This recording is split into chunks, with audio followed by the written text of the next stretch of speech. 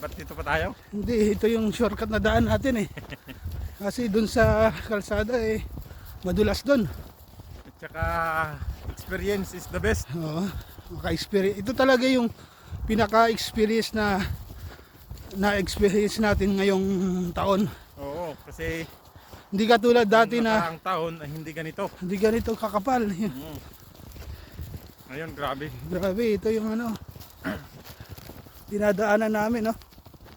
Oh, Hanggang tuhod. ano yun? Tapos yung Paligid. yung ano, paligid, puti lahat. Grabe.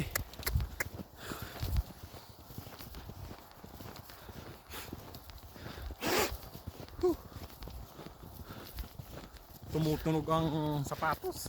Yung nga eh. Matagal pa tayo, no eh.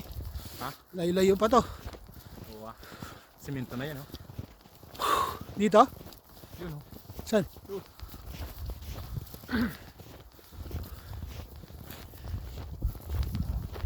Matindi.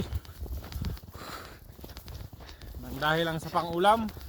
Kasi dito, gugutumin tayo pag di tayo pumunta ng supermarket. Hindi naman natin in-expect na ganito kakapal talaga. Oo ah. Akala ko may daan pa.